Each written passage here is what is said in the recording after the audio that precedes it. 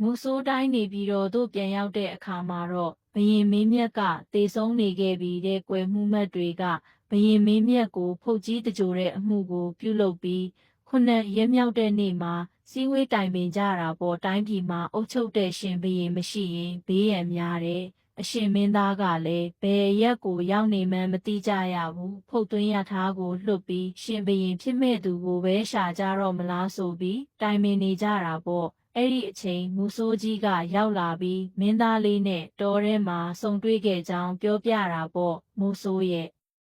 ဤဆောင်မှုနဲ့မှုမတ်တွေဟာစစ်တေရဲမတ်တွေနဲ့တူတူအရှင်မင်းသားလေးကိုတွားရောက်ခေါ်ယူကြတော့တာပေါ့ကွယ်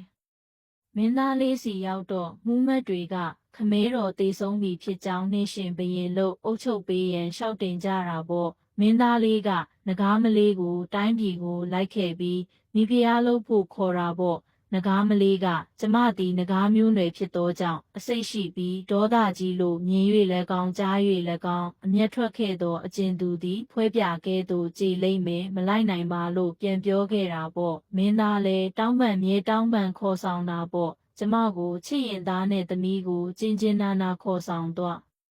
အားပါဒီသားနဲ့သမီးလေးကနဂါးငယ်တို့ဖြစ်ကြောင်းလူဆက်မျိုးနွယ်ဖြစ်၍ရေမျိုးနွယ်ဖြစ်လို့နူးညံ့လာကြောင်းခရီးလမ်းမှာနေပူမိပြီးတေနိုင်လို့လှေကိုထွင်းရေပြည့်ဖြည့်ပြီးမှရေကစားစီလျက်ခေါ်ဆောင်သွားပါလို့ပြောပြတောင်းဆိုခဲ့တဲ့ပြီးတော့သားနဲ့သမီးကိုဖတ်ထားချော့သိပ်အိတ်ဆက်စေခဲ့ပြီးငိုကြွေးမိရန်၍နဂါးပြည်ကိုပြန်သွားခဲ့တဲ့ကွယ်ရဲမက်တွေကတစ်ပင်ခုတ်လှဲနဲ့လှေထွင်းလုပ်ပြီးလှဲပေါ်ကိုရေဖြည့်ထားတဲ့လှေကိုတင်ပြီးမင်းသားနဲ့ကလေး2 ယောက်ကိုတိုင်းပြည်ကိုပေးဆောင်ခေါ်သွားကြတာပေါ့ကွယ်